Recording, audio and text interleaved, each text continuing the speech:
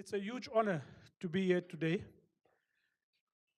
Before I do a welcome, can I ask the Dean of Humanities here, Prof.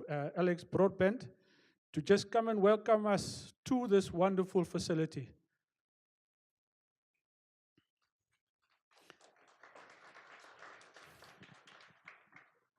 Thank you very much. It's a huge honor to be in the same room as so many very eminent and substantial people. And you're all very welcome here. This is co-hosted by the Faculty of Humanities, along with the Ahmed Kathrada Foundation and the library. I'm not really an authority on the subject of the biography, nor on the author, but what I thought I'd do is just briefly say something about biographies and why I think they're particularly important and timely, biographies of this nature. So we're in a point in history when, well, we're at a point in time when the memory of the struggle is turning into the history of the struggle, because living memories are gradually dying out.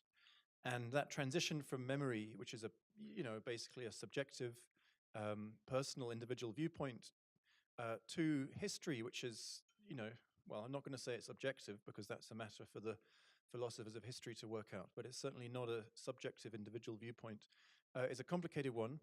And biographies are very important there because they straddle that.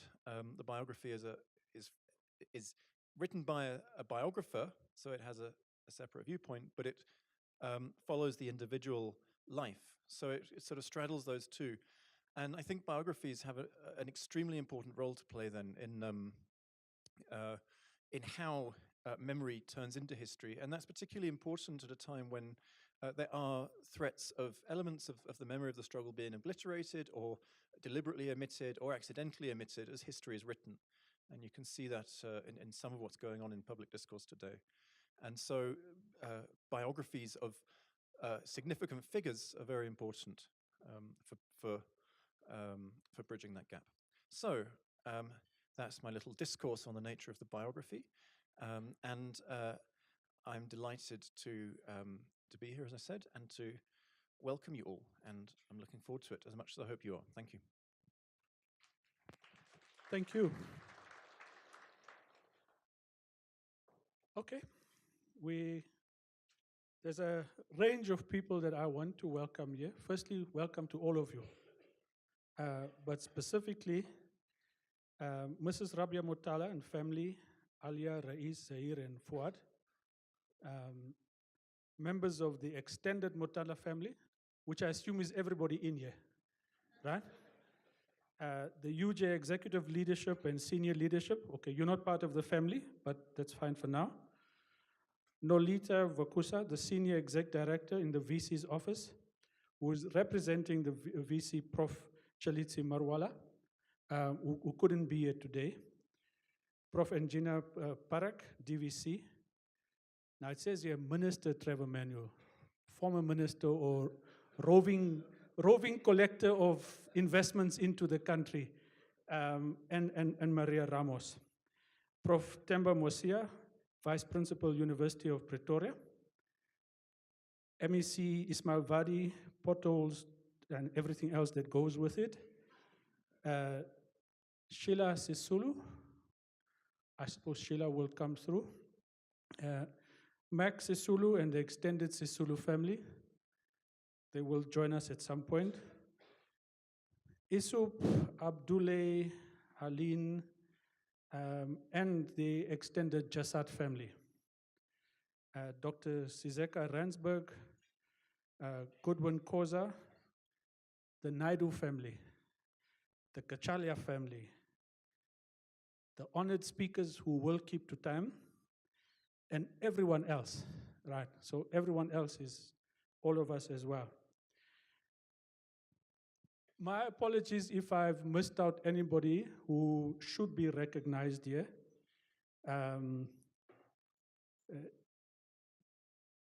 Isuk Pahad, I just overlooked the name here as well. Are there any of the other Pahads, the Pahad family?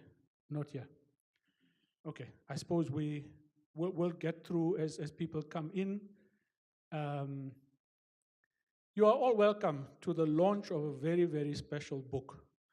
It's not very often that you get to host the launch of a book, somebody from Pietermaritzburg in Joburg.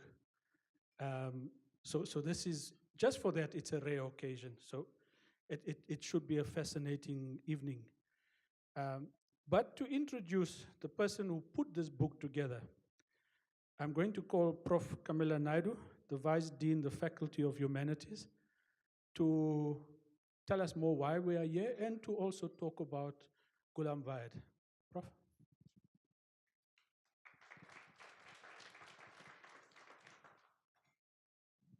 Thank you very much. It gives me great pleasure to join Alex Broadbent in welcoming you all to the University of Johannesburg. We are very pleased to see so many people here for the book launch. And this is, of course, a testimony to the caliber of the man at the center of our attention today, Dr. Chota Motala. At UJ, it is recess, and staff are usually away during this time. So we're still pleased to see quite a number of our staff present here today to support the event.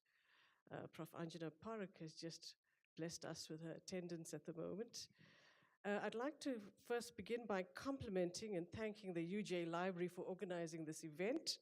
Steered by Professor Maria from ARP, the library has become an exceptional and outstanding space for book launches and a space for critical debates on key scholarly and public issues. So today we're celebrating a book that tells the story of a remarkable individual, a champion who dedicated his life to furthering a larger cause, the struggle against racist oppression, and for a society that embodies equality, freedom, and social justice. Dr. Motala walked this path with many other outstanding individuals and with a highly committed family and an amazing wife who features prominently in the book, Rabia Motala. We are pleased to launch this biography at UJ. Life stories or narratives that help us remember the struggles of the past and the meaning they hold for the struggles of the present are crucial. We look to the past in order to better understand the present, and in looking at the present, hold in our minds the possibilities of a better future. And as Prof. Broadbent has explained, biographies have thus become important vehicles for keeping these memories alive and for getting a new generation to learn about politics and social history, but also to learn about ethics and morality, which are crucial elements to bear in mind. To understand a person's history and contribution to the making of history, attention to detail, the ability to think outside the box, and to immerse oneself in the life of the other is important. So it takes a very special person to pull together the various strands to produce a compelling biography. And we have one such special person here today, Prof. GOOLAM VAHED. So my role here today is to merely introduce Prof. VAHED and to let you know a little bit about him. The first thing to say about GOOLAM VAHED is that he's a very modest man. When I asked him to tell me a little bit about himself, I think he gave me about 2 lines. I had to force him to tell me a little bit more. So here's what I have established. GOOLAM VAHED is a professor of history at the University of KwaZulu-Natal, where he has been teaching since 1996. He completed his undergraduate education at the then University of Durban-Westville and received a Fulbright scholarship to complete his PhD at Indiana University, Bloomington, in the USA. His research interests include identity formation, citizenship, ethnicity, migration, and transnationalism among Indian South Africans, as well as race and transformation in South African sport. He's on the editorial board of journals such as Cast, an international journal on social exclusion, and the Journal of Natal and Zulu History. He's also on the advisory board of the Gandhi Luthuli Documentation Center and current convener of the National Research Foundation Ratings Review Panel for History. GOOLAM has published several books and peer-reviewed journal articles. His recent co-authored books include Schooling Muslims in Natal, Identity State and the Orient Islamic Educational Institute, Crossing Space and Time in the Indian Ocean, Early Indian Traders in Natal, a biographical study, and chats with the making of a South African township. And he is currently working on a history of his local football club. So we are immensely pleased to have Prof. VAHED with us today, and we are honored to have the book launch of Chota Motala here at UJ. And we look forward to hearing Prof. VAHED talk to us about his book. Thank you.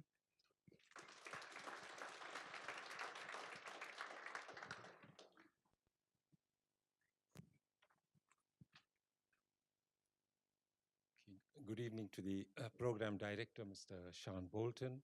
And I had a whole list of names of people to welcome, but since Mr. Bolton has already gone through them, I'm not going to repeat them, so I'll just say welcome to everyone. This biography has been a long time in the making, approximately 12 years since, because I think the project was initiated around 2006. And at Dr. Chota Motala's memorial service in June 2005, Mr. Ahmed Kathrada was one of the speakers, and he lamented at the time, "Since we came out of prison, we have buried many, many comrades. The sad thing is that while we celebrate their lives, we are not doing anything to remember their legacy. Open any book today and look for their names and what they have done. You won't find it. And that is the duty of academics, historians, to research, to record, and publish the lives of these great people." Of course, since Ahmed Kathrada's appeal, the scholarship has expanded considerably, with new biographies of South African struggle veterans emerging regularly. There are too many to mention here, but they do cover former activists' prison experiences, their lives as underground guerrillas, they work in civics and trade unions and in everyday resistance. But I think if Mr. Kathrada was with us, I think I would explain to him why academics and historians find it very difficult to undertake this task. And there are two things that come to mind.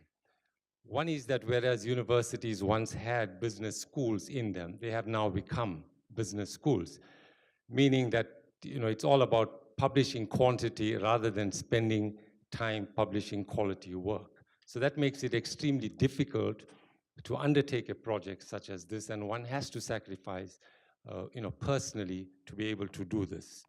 And I'm reminded here of a book I read recently, Julian Barnes's The Noise of Time.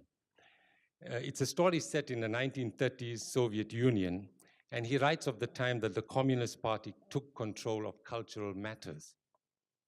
And this is what he says: "If the plan to take a worker from the coalface and turn him into a composer of symphonies did not exactly come to pass, something of the reverse happened. A composer was expected to increase his output, just as a coal miner was, and his music was expected to warm hearts, just as a miner's coal warmed bodies. So bureaucrats assessed musical output as they did other categories of output. There were established norms and deviations from those norms, which brings me to my second point, which is that as academics and historians, it's of course difficult to write work because we are living in a time of very intense identity politics, and those who say things that may not be popular with majority feelings come under intense attack.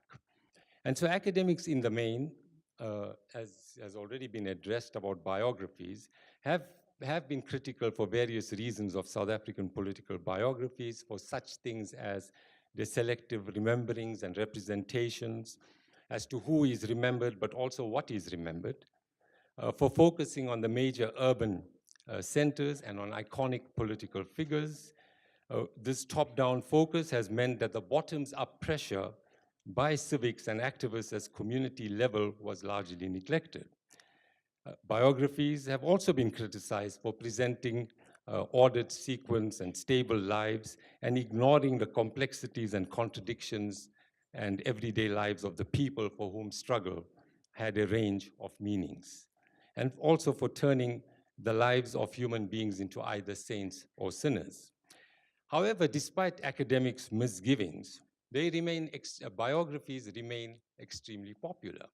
And in part, this has to do, as people have pointed out, because they connect with readers in a way that perhaps more hermetic or abstract historical approaches do not. Readers enjoy the pleasure of narrative and of imaginative empathy with a subject, which is so absent in scholarly history. Now, I personally find the biographical approach a valuable research technique. And in her 2017 lecture at Wits University, where she received an honorary doctorate in I'm not sure if I'm supposed to mention Wits University here, but where she received an honorary doctorate in literature for her contribution to South African history, Shula Marx, Emeritus Fellow and Professor at the School of Oriental and African Studies at the University of London, stated with regard to writing and teaching of South Africa's contested past. It is possible to write a history for so uneasy a population, for people who have only fragments of a shared past, and for whom that shared past is too often one of conflict, exploitation, and misunderstanding. It seems that one way of doing this is writing about the lives of people in the social, economic, political context. Thinking about a life in history opens its own way of going forward to recapture our past and inform our futures as they impinge in one another in this complex part of the world. Though the lives of historical figures and politicians, I believe, can provide a coherent frame for exploring a period of history as it was lived, since individuals are always within the historical web. Now, Dr. Motala's biography was deliberately subtitled, A Biography of Political Resistance in KwaZulu-Natal Midlands, because one of its aims was to capture a sense of the wider socio-economic and political history of this region and of the contribution of key protagonists.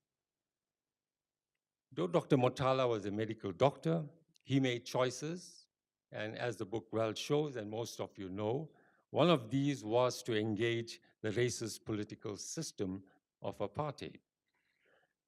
Now, while Karl Marx wrote a long time ago that the bourgeois has stripped off its halo every occupation hitherto honored and converted the physician, the lawyer, the priest, the poet, the man of science into its paid wage laborers, the reality we well know is that most medical professionals in this country have been able to accumulate wealth.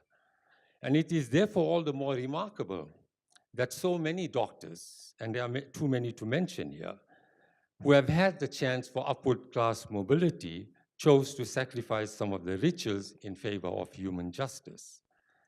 And I find this particularly relevant at a time when we are engaged in deep debates about the prohibitive health costs in this country and the impending NHI.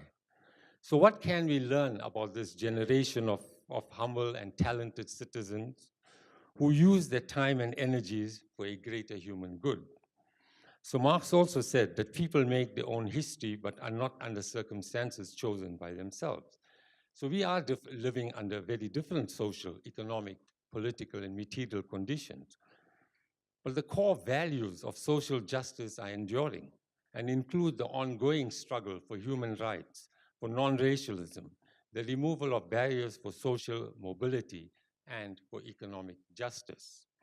These remain as relevant, if not more so, today as they were during the era of apartheid.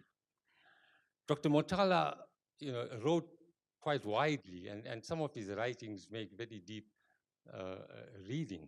And so he argued that the decades of divide and rule had created deep racial, ethnic, language, and class divisions which would not disappear overnight. And most pressing for him was economic redistribution. He asked rhetorically in one of his speeches, how many years or decades will it take for redistribution to take place? And he opined that inequality threaten the survival of democracy itself. People cannot be liberated, and he wrote in his handwriting, quoting Marx and Engels, as long as they are unable to obtain food and drink and housing and clothing in adequate quality and quantity. So liberation is a historical and not a material act, and it is brought about by historical conditions. So that is an important lesson for us, given that South Africa remains one of the most unequal societies in the world, one experiencing high levels of racism, sexism, xenophobia, political violence, and service delivery protests. Much of which is related to the unmet expectations of most South Africans. But what I found really perceptive in his writings are his comments about higher education. And he wrote there that the need to remedy the poor quality of education given to Africans historically, but warned that making tertiary education available to the masses entailed more than just admitting them to institutions of higher learning. He wrote that housing, finance, transport, proper counseling, and even extracurricular activities are crucial to the success of Black students at universities. And given the problems that our tertiary institutions, which have been highlighted by the Fees Must Fall movement, it is incredible that he wrote this in 1990. So I'm just going to have some water.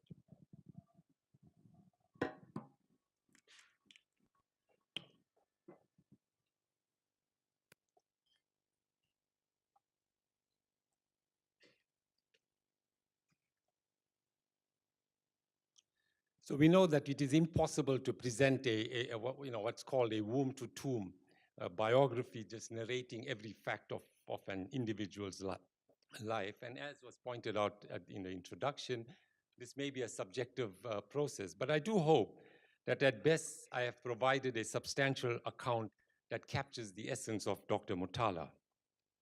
As everyone that I introduced was keen to stress, he was a man of many parts, a medical doctor, political activist, family man. But it was as a political activist that he was to make a lasting impression on South Africa's political history.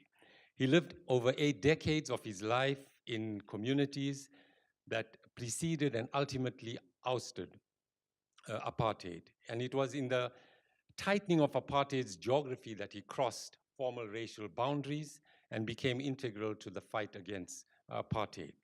There is a road named after Dr. Motala, for those of you who have not been to Pietermaritzburg. And appropriately, it's a road that links the city, many parts of the city.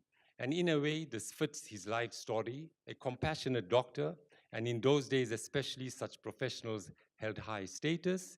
His surgery witnessed a stream of very poor and would house visits further afield. He was a man who ranged beyond the confines of his surgery, playing a role in linking struggles in racially segregated townships into a powerful and ultimately victorious movement. He was a charismatic speaker at rallies, a sometimes dogmatic defender of political ideologies, as much as he could not stand sectarianism.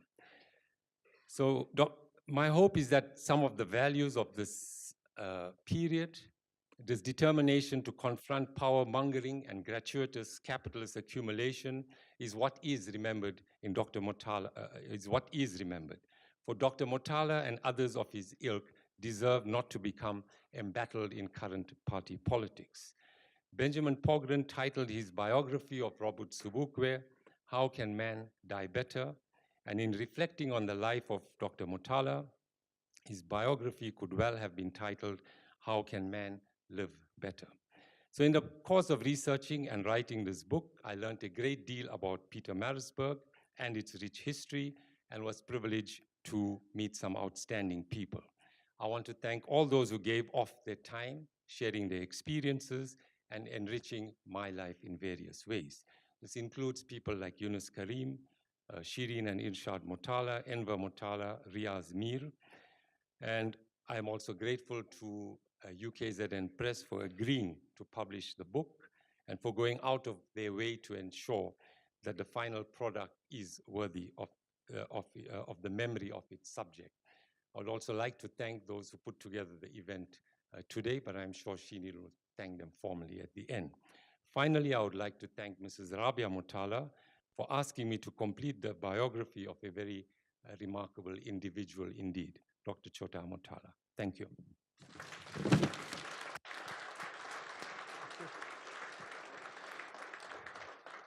Thanks, GOOLAM, and thanks for also just about sticking to the time allocation. Next year, about a week ago, somebody posted on social media that next year is the centenary of Dr. Dadu's birth. And that's the one biography that is missing. So I don't know whether your thesis is going to be updated, whether this is going to be turned into some book, but maybe you can now lead on this kind of work because it is glaring. In the range of historical work that is out there, there is nothing on Dr. Dadu. Resh, now I'm glad Resh is here because, and I'm happy that GOOLAM said that this book took 12 years. We've been trying to finish Lalu Chiba's biography for the last 6 to 8 years, I think. Huh? And it should be ready by December. It should be ready by December as well. There's another book that I'm aware of that will be probably out in December. The women of the Black Consciousness Movement, Strini Mudli's wife and a range of others, have also now got all of their stories together. And we will probably be working with the Abu Aswad Institute to launch this in early December, if not January as well. So there's a range of stuff that is coming through. But the glaring one is really Dr. Dadu's thing. In 2 years before Kathy's death, he had wanted to update his memoirs. And a chapter that he wanted to have included was what he called the doctors and the lawyers of the struggle. Because he said, and he does a huge list of names of the doctors like Dr. Motala and others, and the kind of work that they did, both in the medical field, but in the political field as well. But more so, just the extraordinary characters. And that was for both lawyers and doctors. Unfortunately, other than a few notes, that work didn't get done. But this biography fills part of that for now. We have a panel of speakers who will now just come and reflect on the book and Dr. Motala.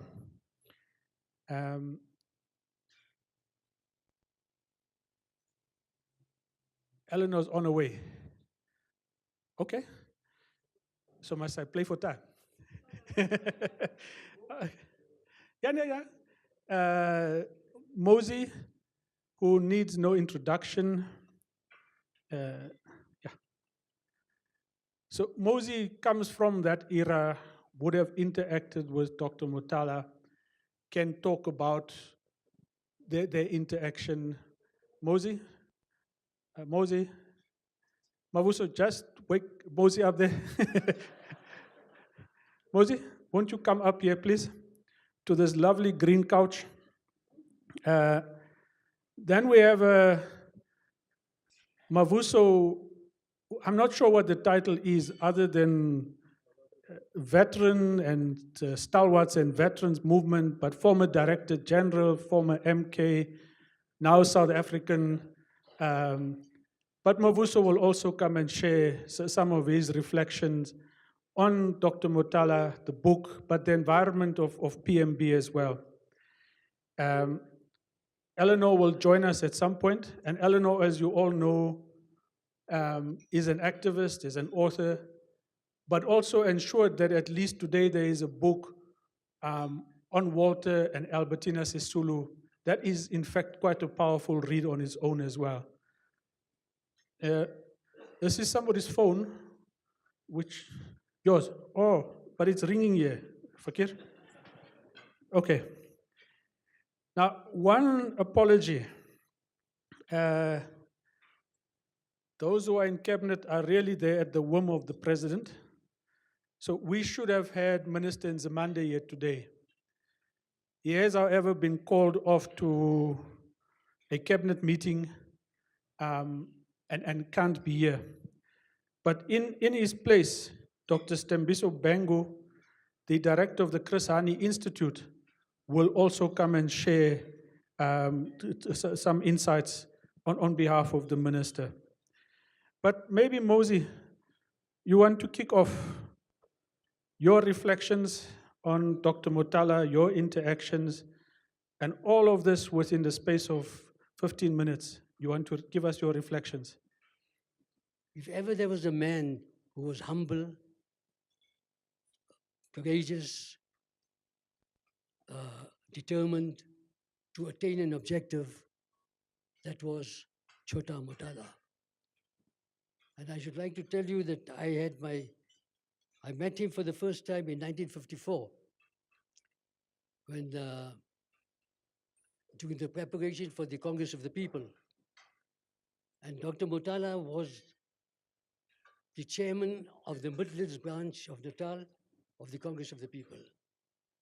It was one of the most active branches and made a significant contribution that at the event itself, a very large delegation was represented by the Midlands. He, of course, as many of you know, studied in India and completed his medical studies, and he was the first international student who was elected to the as the secretary of the Students' Representative Council. So this was quite an important thing for people. And he was, as I said, he was a very simple man. I have known him now for, well, I had known him for over 50 years. And Chota was Chota. But I must say that besides Chota being Chota, there was somebody else who was known as Choti. And we mustn't forget that Choti played just an important role as Chota did. Whether we were, one of the things that 433 Boom Street was famous for was that it was a Motala household, and anybody coming from Johannesburg to Durban, they had to make a stop there. Now, among those who were regular visitors were people like the late Chief Albert John Luthuli, Nelson Mandela, Walter Sisulu, Moses Kotane, and others. And whether it was 4 in the morning or 4 in the afternoon, there was a warm welcome both by the family and by Choti. Of course, Shireen and Irshad were about 5 or 6 years old at the time. So it's a bit difficult to describe them at this stage. But I should say one thing, that at one stage he was a member of the non-European unity movement. But in time to come, he realized that this was mere talking shop, and he switched, came over and joined the NIC. And as a member of the NIC, he continued his political activities, and he was a different type of a medical man. You know, they say that in times of impoverishment, when people come to the fore, they are very highly regarded. And Chota was among the few medical doctors, together with his colleagues like Dr. Vasu Chetty and Dr. Umar, that they were on call at any time of the day or night. And Chota became, besides the fact that people regarded him as a leader, They could call him at any time of the day or night, and Chota was at their disposal. So Chota, as a human being, and later when he became a treason trialist, you'd find Chota coming to court. By the way, we were co-accused at the drill hall with his small doctor's bag, and people used to come to him. There were 156 accused. So they all made a point of coming for advice and speak to Chota about their difficulties. I think that the house in Pietermaritzburg, located at 433 Boom Street, is a historic place. And there might be a good idea that the National Heritage Commission could declare it as a National Heritage Site. Now, in the treason trial, he was among those, among the first 65 or so, that at the end of the preparatory examination, that they were, charges were withdrawn against him and 64 others. So Chota, more than his political work, was also his concentration as far as the family was concerned. He made every attempt and he took part in every activity of the family. So Chota was basically a family person. As has been pointed out, he was an outstanding public speaker. He was charismatic, and whenever people heard that Chota Motala is going to speak, they made it a special point to go and listen to him. And of course, they came back all the more richer.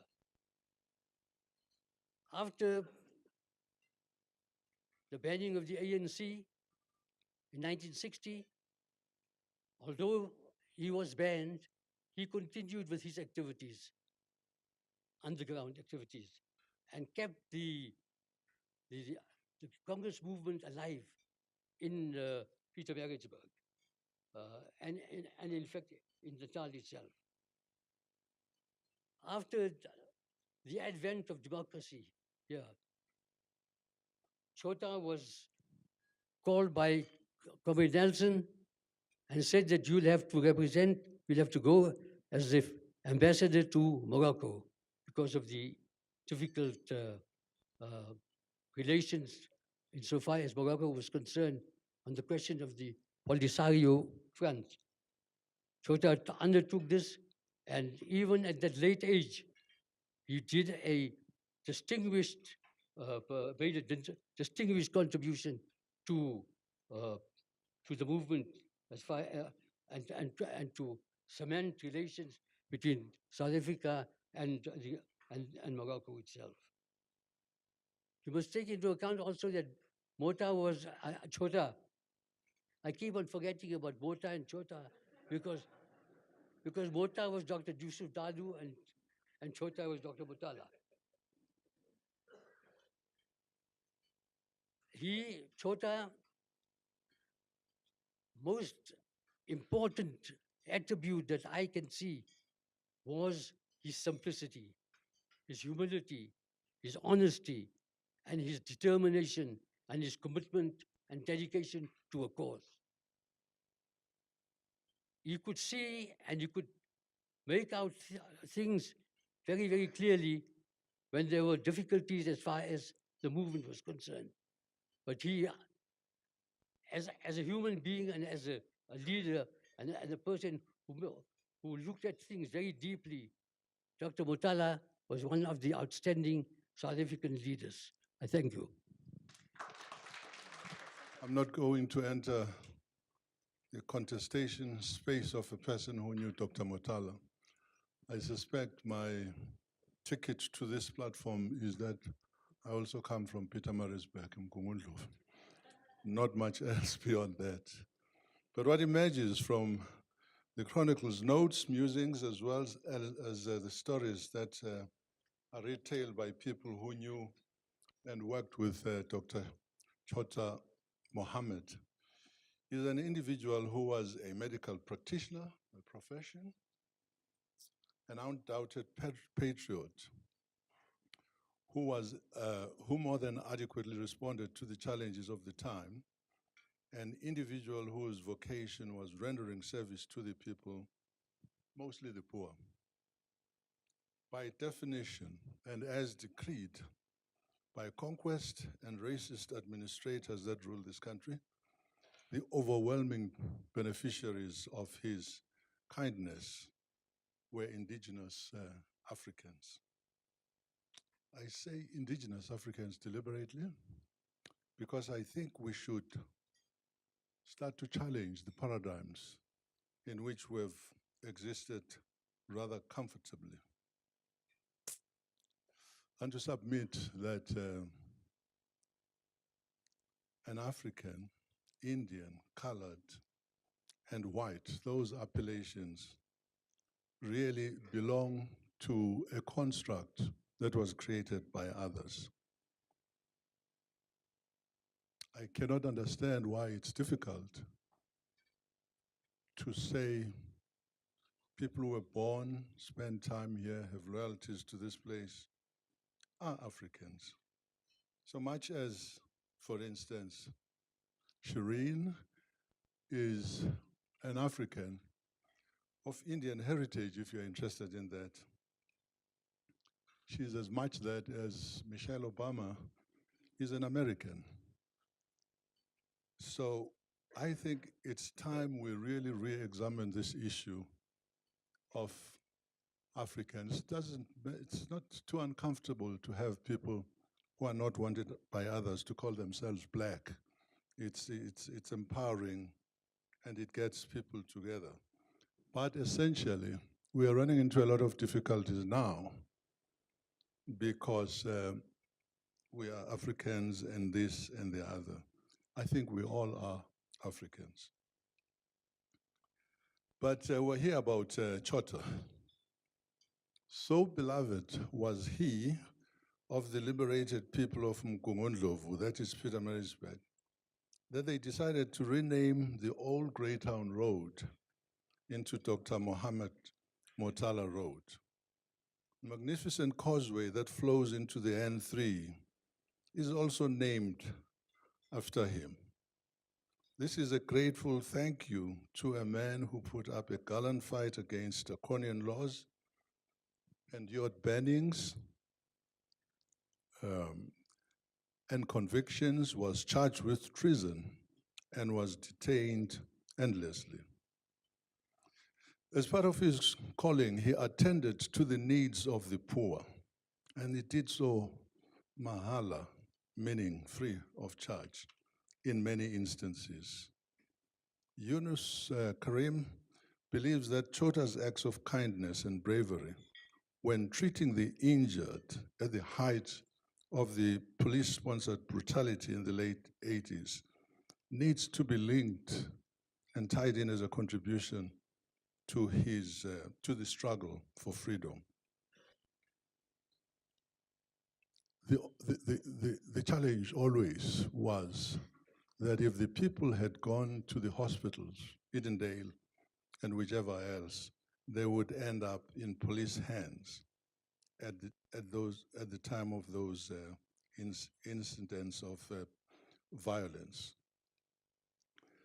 But anyway, by way of introducing my tribute to these, I would like to devote my allocated time to the honor of members of the MK Natal Command, very strong, very powerful in the Durban, Pietermaritzburg area, who in 1964 were sentenced in a special court that had been set up in College Road, Pietermaritzburg, to varying terms of prison in Robben Island. I got the names of these 16 people from Mr. Pile Thumba, who sent them via WhatsApp to a friend who then passed them on to me. So by way of introducing these gallant fighters whose sacrifices and acts of courage remain egregiously overlooked, I would like to take the liberty of plagiarizing a little bit a poem by an MK soldier by the name of George Shear. I'm sure George would condone, if not outright authorize, my transgression. You see, during those days in exile, in a place called Kongwa in central Tanzania, we would attend evening assembly and listen to the latest news that was available. George would take up a position next to the command post, and in melancholy tones, he would render his roll call in acknowledgement of fallen comrades. This would be updated as more people fell and the latest news came from the front lines. So in his roll call, he would say, "Not all men know any book but the register will bear me out that all are present and well. But to make sure, let us have a roll call, and if none answers to his name, know that it is for your good and mine. Now hang on to my lips and listen to the roll call." The plagiary. Ibrahim Ismail, 15 years. Alfred Duma, 10 years. Kirsten Tusami, 12 years. These men left the courtroom in Pietermaritzburg in 1964, fists clenched in defiance, scornful of the enemies they fit reprisals. They vowed to continue the struggle till freedom came, whenever that might be. Billionaire, 20 years. George Naika, 14 years. Koenig Lovo, 20 years. Who is around today to enlighten a nation that is fast losing its azimuth? That together, these men made it a certainty that bombs went off, oblivious to their ethnicity.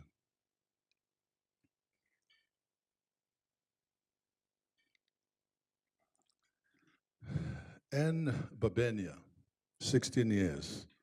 Kirsten Munsami, 14 years.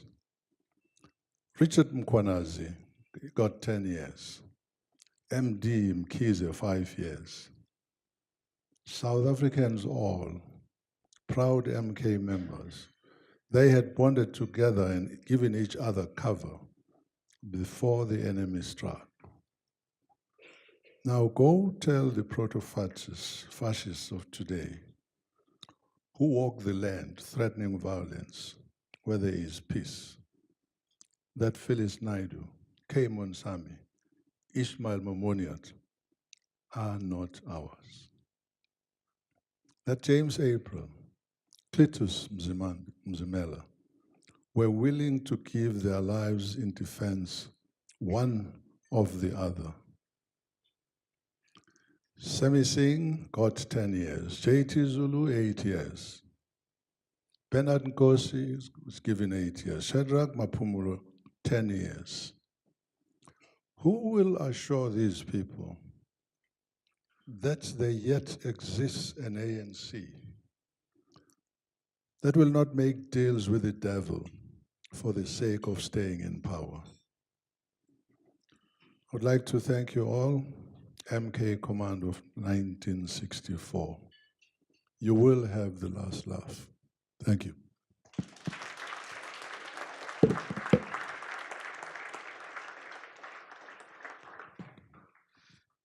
Thanks, Mavuso.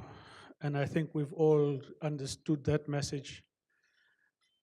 By the way, Mavuso, we were trying in the last few years to get Sunny Singh to help with that project. But if you know Sunny, it's not the easiest of things to get him to commit to writing. But I think if you pick up the phone, we might be able to follow up on that as well. Eleanor, arrived yet? No? Okay, we can come back to Eleanor. Dr. Bangu, Stembiso Bangu.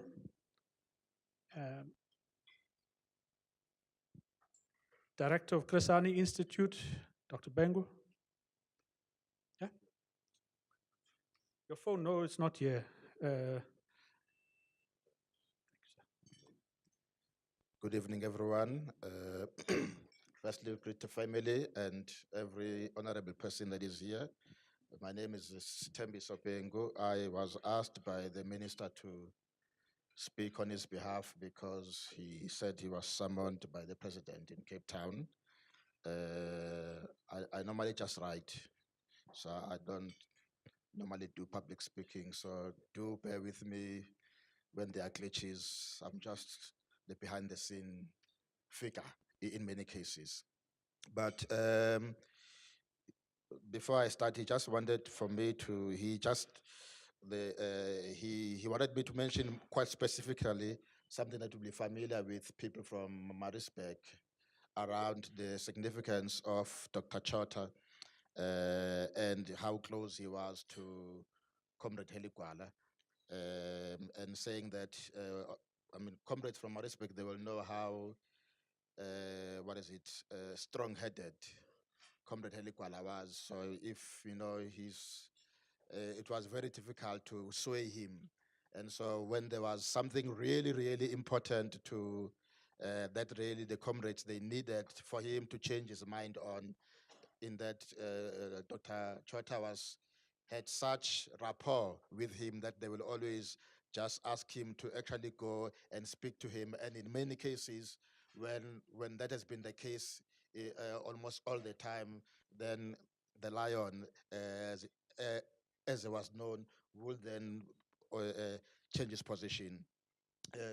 He also wanted me to mention that he appreciates being invited to the launch.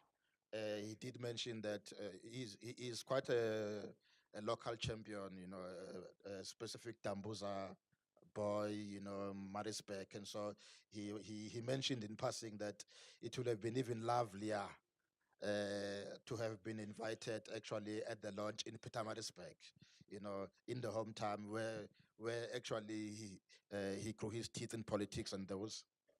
And he also wanted to mention, I think, in the beginning, that actually when we speak of the story of Dr. Chota Motala, we must equally also speak as well of the contribution of Koko Rabia, because the two cannot be separated, and the contribution that both of them made was quite significant. He even mentioned that he remembers that when cadres either were running away in the area of Pietermaritzburg from the violence that was imposed by the state and also by their surrogates. So sometimes, you know, we reinvent history. In South Africa, over the last 2 weeks, there was the birthday of one leader, and which coincided also with the passing away of the other leader who was the full soldier. And there were all these glowing tributes about how statesmen they were and how good leaders they were. But if you are from Maritzburg, you will remember that effectively, if you were on the wrong side, essentially from the whole era, from whether you say Hammersdale, Pietermaritzburg, all the way up to Howick, all the way up to Mpendle, essentially, if you were on the wrong side, if you didn't die, it's not because you shouldn't blame them, they didn't fail. You were just lucky. In fact, I read a statement made by this, what's his name? Makanya, the editor, he says that if you didn't die effectively from Dombela, if you are from the area of KwaZulu, it was not his fault. Don't blame him. You were just lucky in that and that. So he then wanted to thank Professor GOOLAM VAHED for writing this book and mentioning the significance of this book, and particularly the significance of the story, as has been mentioned as well already. And the key things that really he wanted to mention, quite a few of them. The first one was around the significance of Comrade Chota around the issue of non-racialism, of which in fact, the issue of non-racialism has always been essentially the key value in the movement throughout the struggle. Sadly, lately you begin to hear Marxists, they like to say revisionist. So even within our own comrades, you hear a lot of revisionist multiracialism, replacing actually this cornerstone that actually made the movement to be the movement that it became, that actually was able to withstand such a long history of struggle and actually bring the kind of freedom that we were able to have. He also mentioned that, personally, he believes that it is important that these stories, that many of them should be told, because if they are not told, as it was mentioned earlier, history can be appropriated, and can be changed as it has always happened. Take for instance, it's good that the person who wrote this book is a historian. I remember when I was at varsity and undergrad in Pietermaritzburg,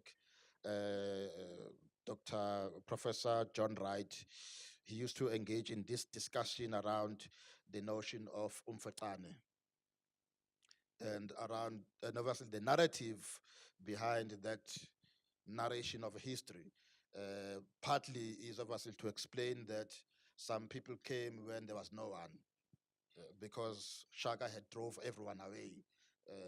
They were all in the mountains running away, and so when other people came, they just found vacant land. They didn't drive anyone out, and all of those. And so history, the significance of these stories about to actually record the correct history of what essentially happened. And the story of Dr. Motala, it's quite clear also in the book here that he grew his political consciousness, as it says, when he was in India. And interestingly enough, from his engagement with Nehru, and specifically, and I think that is where also you can see the articulation or the relationship between the Indian struggles for independence as Congress movement, and the linkages between that and our own struggles in South Africa, in how, and specifically, in fact, in the book, it mentions that apparently Nehru personally made this point that to make the struggle to be worthwhile in South Africa, there has to be the unity of the struggles between all the oppressed people. And so, which then after he came back, that really began to emanate within the kinds of campaigns that he was involved in, the kind of activism that he fought for.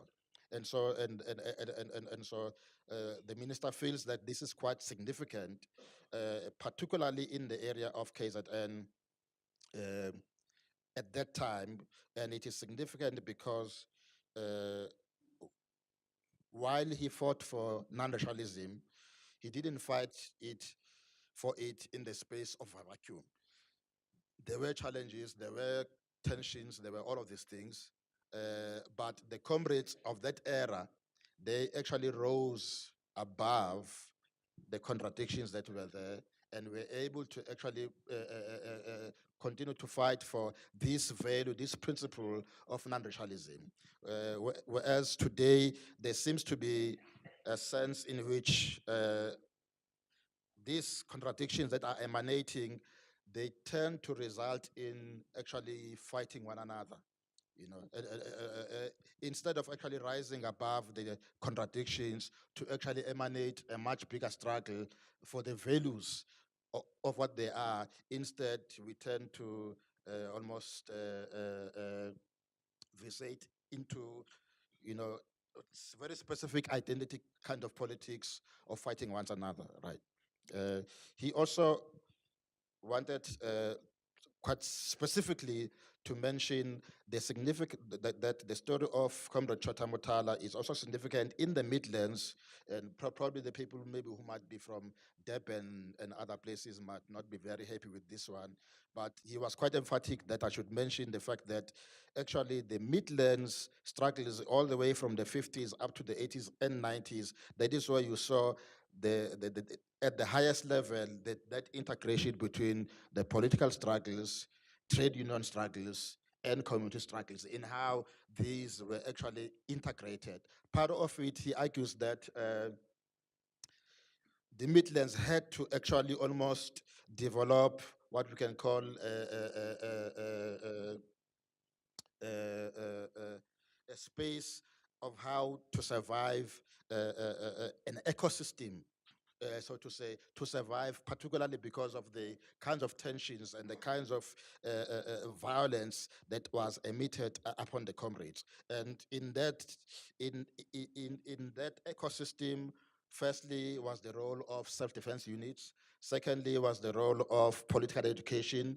Thirdly was the role of professionals, lawyers, doctors, of which Chota Motala was probably one of the most leading doctors, and his key role in actually in all of these three things. And he mentioned specifically that, for instance, in the 80s, Dr. Motala was key in securing funding that enabled the comrades to be able to buy a safe house in KwaDambuza that actually became a place where people who had to run away from the violence were actually taken care of. Beyond that, actually, even the fact that he was actually able to provide medical supplies, and that other people who had been injured through the violence were always able to be taken care of. And the other thing that also was quite important for him to mention was the relationship that Dr. Motala had even with many of the leaders of the movement in the province. Even the book mentions that there were, in some of the instances, the campaigns and projects for non-racialism, Dr. Motala was personally actually instructed by Chief Alberto Tulu to actually engage our comrades in, and obviously I've already mentioned about how close he was to Comrade Heli Gwala, but also even how close he was to Comrade Archie Gumede, who essentially became the leader of the UDF, and, so the significance of this story it's essentially in reminding us of what is possible, of the possibilities of what a struggle can actually result in, especially in a time when we have regressed much more into very specific identity politics. And lastly, the issue that the that the challenges that we are facing today are around this regression towards very narrow nationalist politics. At the heart of it is also the issue of inequality, that as long as we continue to be an unequal society, because race, ethnicity, all of these are social constructs. But what does it mean to say that they are social constructs? They are constructed in social relations under assumptions of scarce resources or scarcity. So because we assume that there is scarcity, I have to associate with this one in order to block these ones. And so inequality perpetuates instances where these cleavages and schisms grow in society, Whereas if there is more equality, when there's more distribution, it actually siphons the space for these kinds of regressive values to actually take shape in society. Thank you very much. You know how when somebody in parliament gives over their time to other speakers, Eleanor has given over her time to anybody else here. Anybody who wants to share any reflections, short but, no? Any short reflections or any question to GOOLAM that you would want him to address. Let me start this side. Any reflections, any comments? Thoughts? Somebody has to say something. You will say something. Good. Hello, I'm Iqbal Rawat. Chota Motala was the small brother of my maternal grandfather, and that's probably why he was called Chota. Now, I was lucky that I was born into this family that was always very active in all kinds of activities. And I was completely oblivious of the importance of what they were up to. But growing up as a child, we were acutely aware of apartheid. And mostly because of 3 or 4 elders in our family who were very active, unbeknown that they were so active. And one of them was Chota Motala.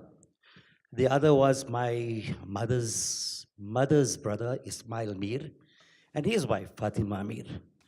So I was very lucky that, yes, it were very dark, dismal times, but I grew up in this milieu, in this environment of very powerful thinkers who shaped my mind and made me aware of what society was all about. If I may add, I was more lucky thereafter that I studied medicine in exactly the same college as Chota Motala, that's Grand Medical College. And whilst I was there, one of the professors asked me where I was from, noting that my accent was different to the normal Indians. And then he says, do you know of Chota Motala? Because he was the general secretary of the student body. And of course, a warm glow came into me, and I said, yeah, that's my grandfather's brother.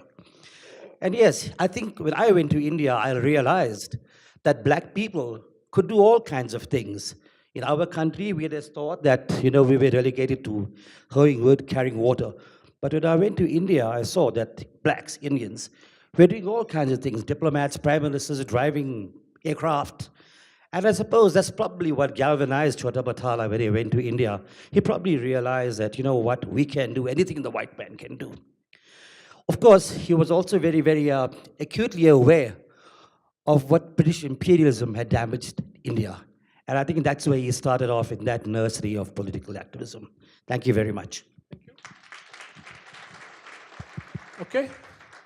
Any other short reflections? Good evening, everyone.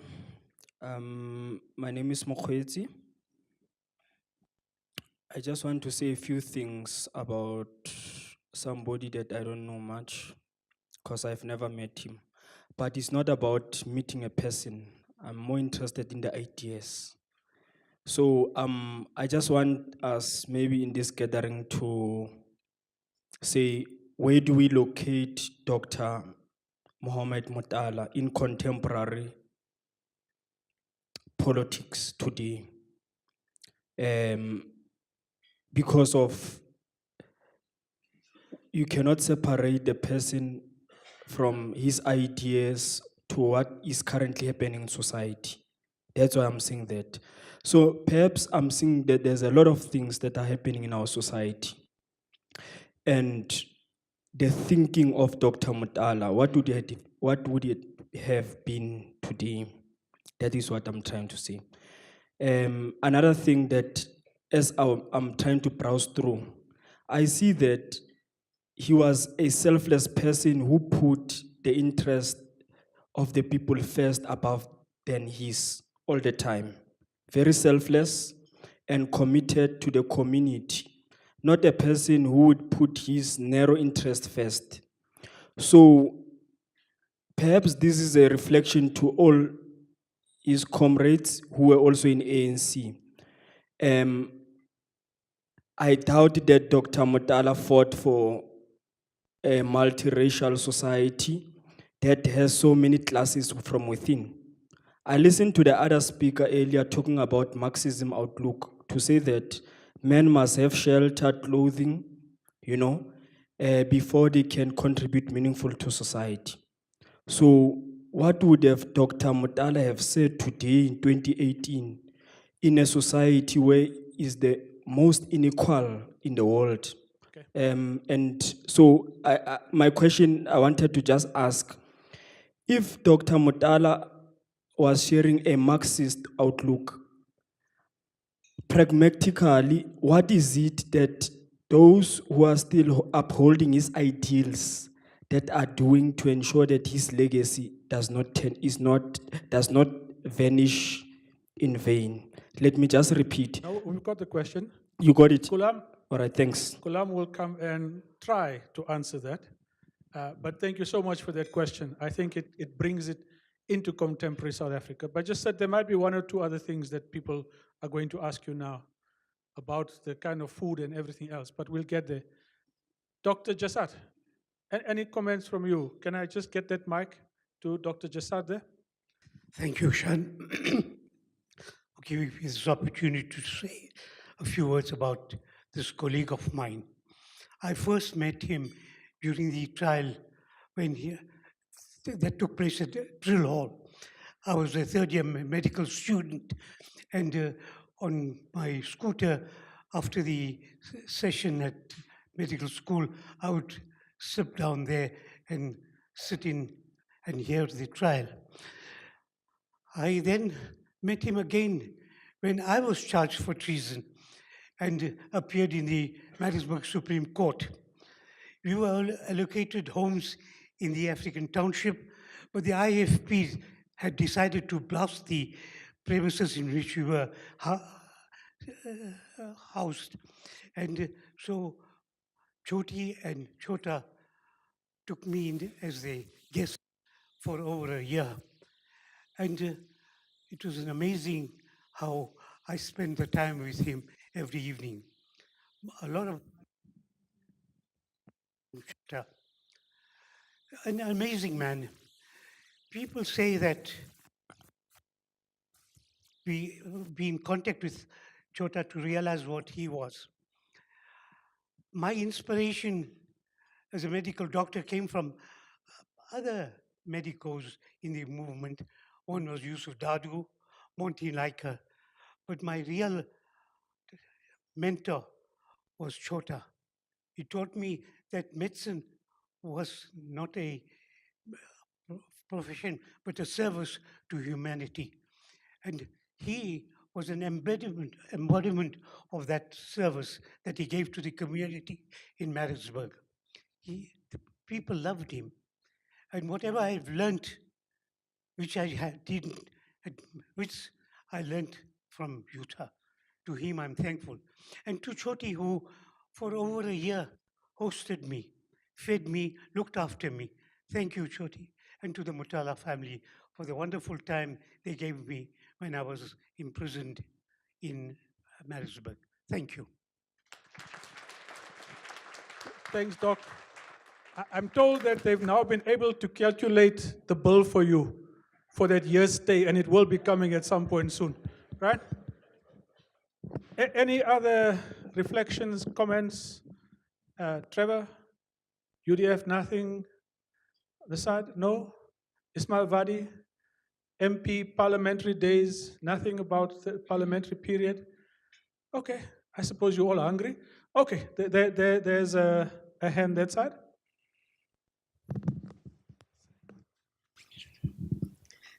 Good evening, everybody. My name is Dorina Bowles. I had the privilege to meet Dr. Motala through Professor Motala, who was my director at that time. I was deeply moved by this extremely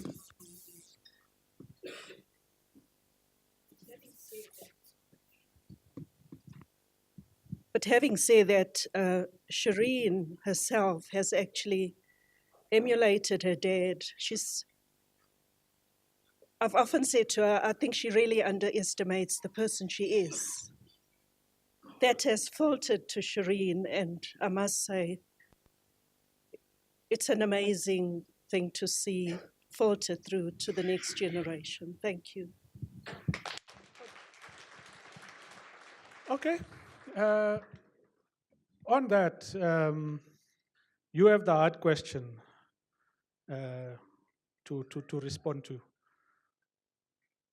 GOOLAM? I think if I had the answer for the problems of this country, I wouldn't be sitting here. But, you know, obviously it's difficult to think of exactly how he would feel today, but I'm just judging by his writings in the post-apartheid period, you know, from 1994 to 2004, but also some of the people that I interviewed who were already, you know, meeting him in the last few years of his life. And the impression I got from them, but also from his writing, is that he was already quite disappointed by such things. I mean, already in the 80s, for example, when it comes to the medical field, he was already writing extensively about the sort of loss of contact between patients and the medical practitioner, and how that's become so commercialized, so that the mass of people do not have access to medicine, medical care. He had written in 1990 about the problems that we would experience in education, and he placed a lot of emphasis on education, but realized then that there would have to be a sort of a mass plan, a properly thought out plan to make, you know, sound, good quality education available to the masses. And he foresaw all the problems around housing and adaptation to university life and so on. And he also spoke out, you know, against some of the policies of that period. And in particular, he was quite disappointed with the sort of consumption patterns of some of the politicians and the burgeoning bureaucracy. So I think, I can't say he would have had a solution, but I think he would like to have seen people return to a more simple way of life and to cut off some of the extravagances so that we can pass on the benefits to the people who really deserve. So no prize for ministers, no prize tents. Right?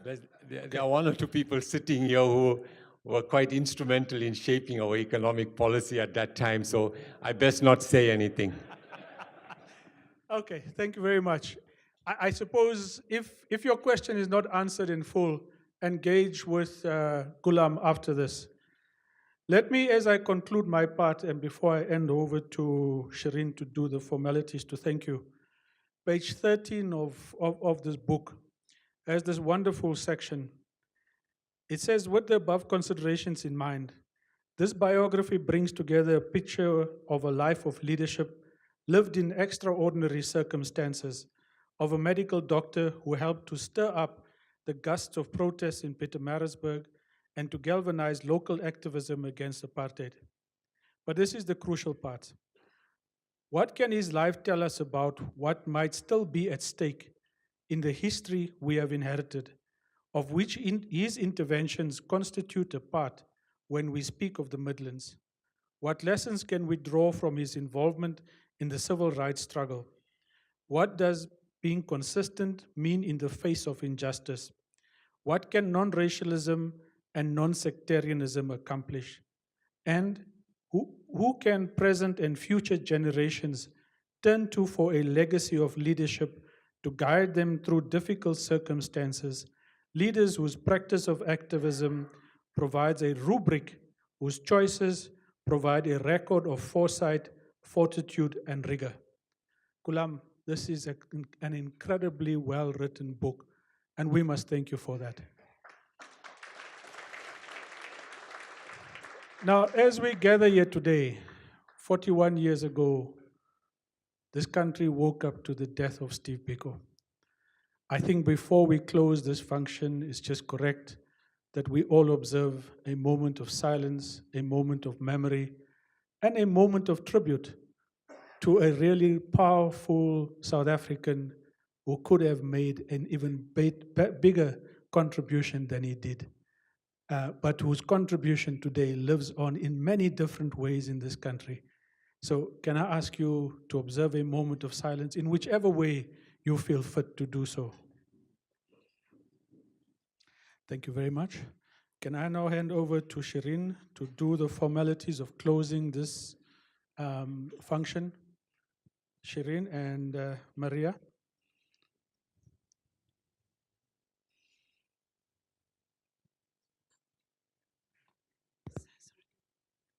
So just to say that Eleanor Sisulu has been stuck in traffic on Empire Road for the last 40 minutes.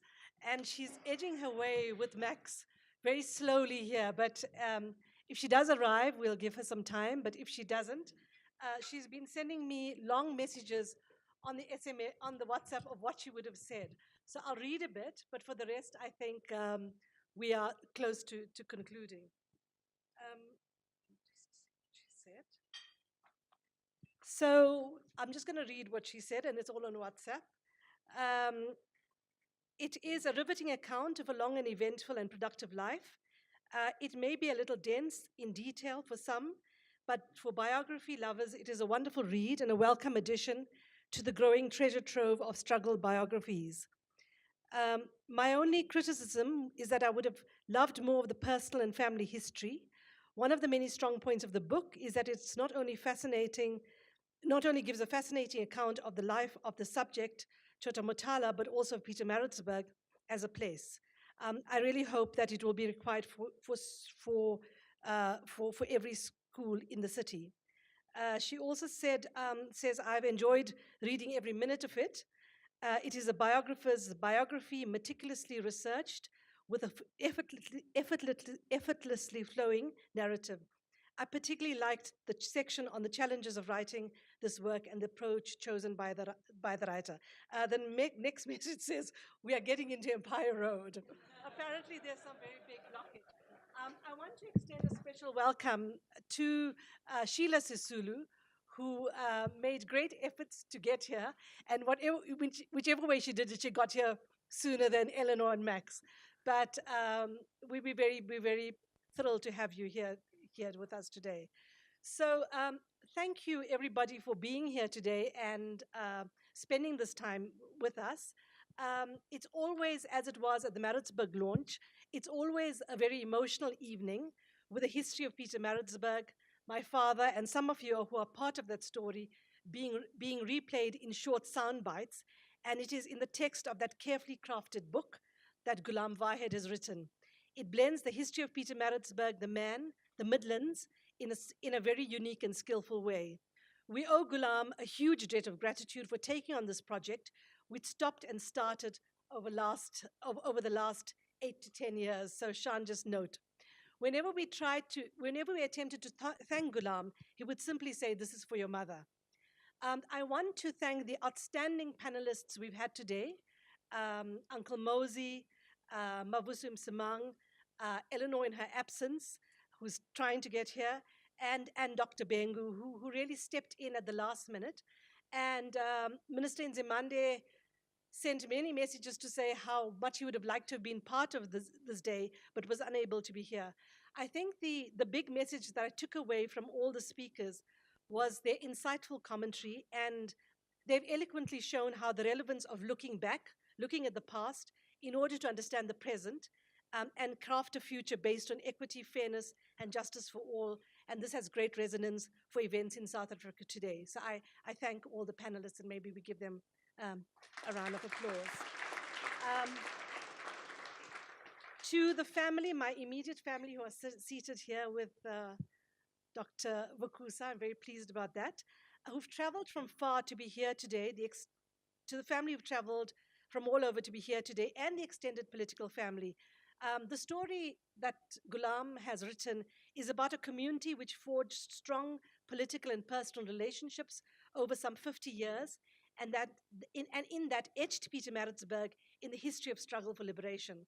I myself have always been a proud Pietermaritzburg person, and I'm particularly proud of this, in particular, as Mavuso noted, in its strong non-racial traditions, community activism, and in a way, when I was growing up, in the way in which class, religion, and a range of other aspects didn't seem to provide barriers. To the Midlands comrades, who are too many to mention, this is your story too. Of course, we remember all those who are not with us: Reggie Hadebe, Skumbuzo Ngwenya, Harry Gwala, and I think there's another book to be written about the relationship between Harry Gwala, my father, Archie Gumede, and the younger comrades, and the many battles they had over time. My father's mentor, Albert Lutuli, A.S. Chetty, Ibrahim Hafaji, Umar Latif, Vasu Chetty, his son Jayraj is here today.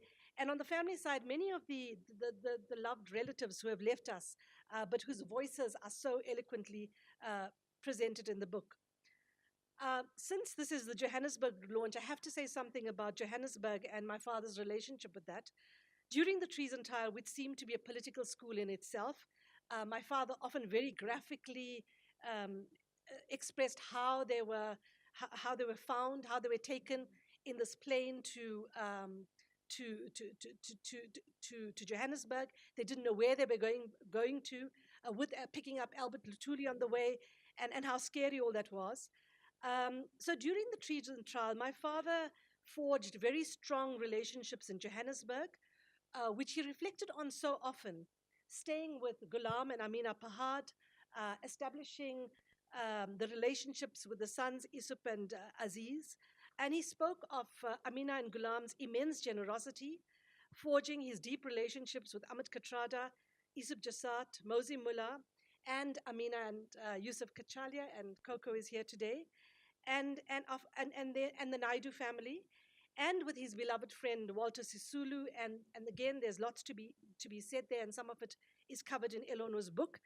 And of course, Nelson Mandela, who later, with Gracia Machel, spent an extended period in Morocco with my parents. Not least, he often spoke about the generosity of the women of Wardsburg, who seemed to have fed, clothed, attended to every need during the trial. And for that sake, this place, Johannesburg and Gauteng, has a very special place for him. To my mum and brother Irshad, my mum Rabia Motala, your courage and determination to get this project finished is a testament to perseverance, doing your own form of archival work, harassing all of us to write individual stories, getting photos, finding families, speaking to people who are overseas like Enoga Reddy and many others. And your love and partnership with my father is in fact a story to be told, which GOOLAM has very eloquently captured in the book. To the grandchildren, Alia, Raiz, Ziad, and now I have a grandchild, little Zaki, thank you for traversing the journey of the book. You were absolutely your Nana's, your grandfather's favorites. The book had a reference group who read drafts and provided comments. This consisted of Yunus Karim, Colin Gardner, who has since passed on, Riaz Mir, Enver Motala, and Anis Karodia. Nalini Naidu did a lot of the initial work in terms of doing some of the initial interviews, and together with Wendy Lieb. The partners in this launch, the Ahmed Kathrada Foundation, and my father and Kathy had a particularly special relationship, and so I'm absolutely thrilled that we were able to partner with them. The UJ Library and the Faculty of Humanities, thank you to our DVC who's present, our senior executive director who's present. Really, it's a testimony to forging partnerships that allows us to use this venue for events such as this, and I'm enormously grateful for this. I have to say, it's been a very great and joyous partnership. I've really enjoyed working with Kamala and Maria. It brought us together. And Theo, who absolutely is tireless in her efforts, Theodora Modisa, and I think she deserves an applause on her own.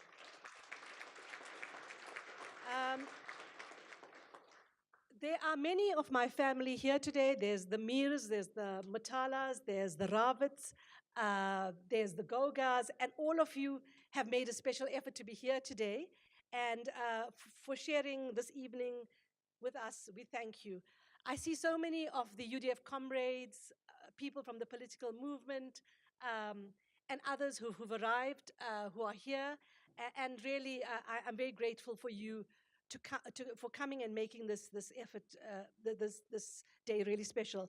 the book, indeed, at the end of the day, and GOOLAM and I had a number of discussions when he was writing it. I said, please, this mustn't be just a scholarly text now, you know. It's got to be a biography, a live history.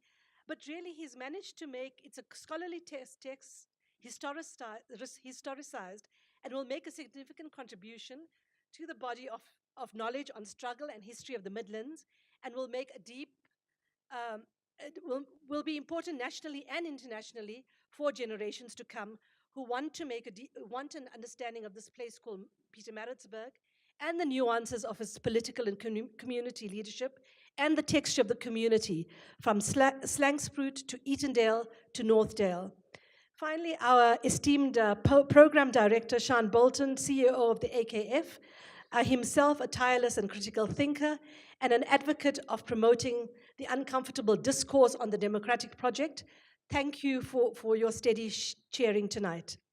The evening is not over yet because Eleanor has just arrived, so we're going to have to give her the last word, and then Maria will do the final thank you and hand over gifts. So before you all disappear, I want to hand over to Eleanor immediately. I just want to say that please don't disappear. There's food on the table, but we've also specifically ordered some desserts and cakes and fruit, because I think the most important of this part of this evening is to mingle and chat and spend time together, and really please spend time doing that. So I'm going to hand over to Eleanor, and welcome Max, and thank you for making this journey on Empire Road. Thank you so much.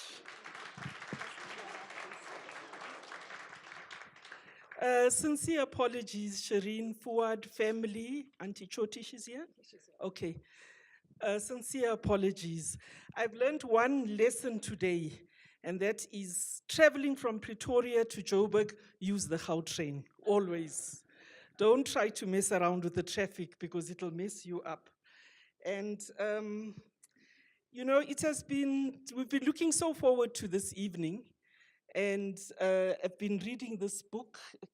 Is that my phone? I've got my notes there. Okay.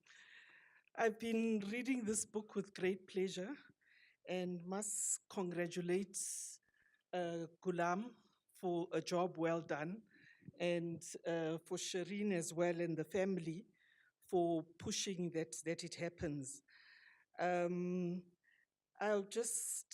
While I was stuck in the traffic, I was trying to send a message to Shireen in case we don't get here, so I'll read what I said. I've been enjoying every minute of reading this wonderful biography of Uncle Chota. It really is a biographer's biography. It's meticulously researched with an effortlessly flowing narrative.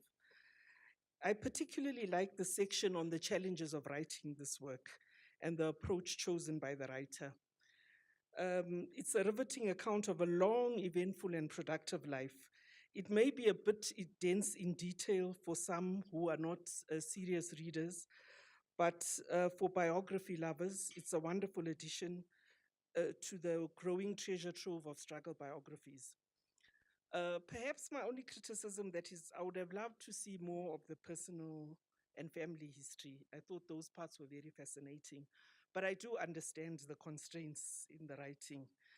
And one of the main things, I think one of the strengths of the book was that it's not only about Chota Motala, the great struggle hero, but it's also about the city of Pietermaritzburg.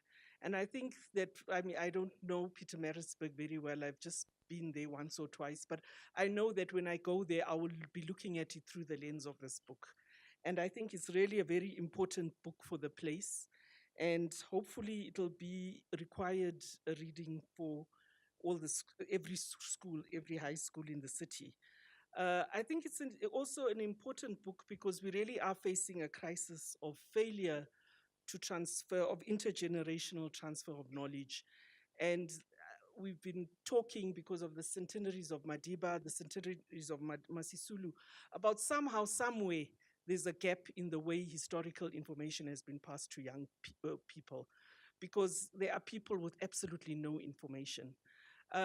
We went to a book launch last week of AP Mda's collection of stories, done by Robert Edgars. Many of you may know Robert Edgar, great historian of South African history, and Lusanda Kamsumza. And they did this history of Mda, and when Zakes Mda was there, and he explained how his father was part of the thought, provided the philosophical framework for the PAC, but he was not actually a member. And then in came a group of young people, young PAC people, and they proceeded to dress down everyone for being imperialists and for organizing this without their permission, and that this is their member. And then this young man was pontificating to Zakes Mda about AP Mda, and a completely reconstructed, caricatured image of Mda. And we just looked at this with just such sadness that there is this failure, and we've heard of the many things which have responses to the Madiba centenary, very negative responses.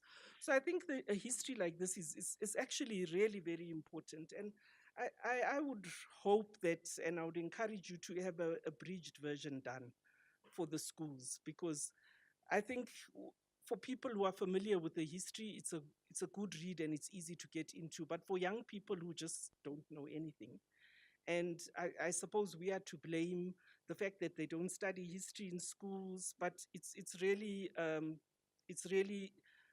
very urgent task at hand for us. And I think these centenaries have given us an opportunity to really look anew at the way we've conveyed information, and the way there is, I believe, a conscious effort to denigrate the struggle that people have fought so hard, and actually wipe out that history so that people can start anew with their own new political projects. I just, on a personal level, Uncle Chota has been a very important person in the life of Walter Sisulu. And I like the quotation about what Beryl said at his funeral, that they were very similar in character with Tata Sisulu, and they shared a lot, and they had a lot in common. And they really enjoyed each other's company. And I recall the times when they would visit, how happy Tata Sisulu would be that his friend is coming. And this was a close relationship maintained over many, many years. So it really means a lot for us to have this book. And I think it's something we will treasure, and all my children will be required to read it. All our children will read it. Thanks very much, Shireen, for all the hard work.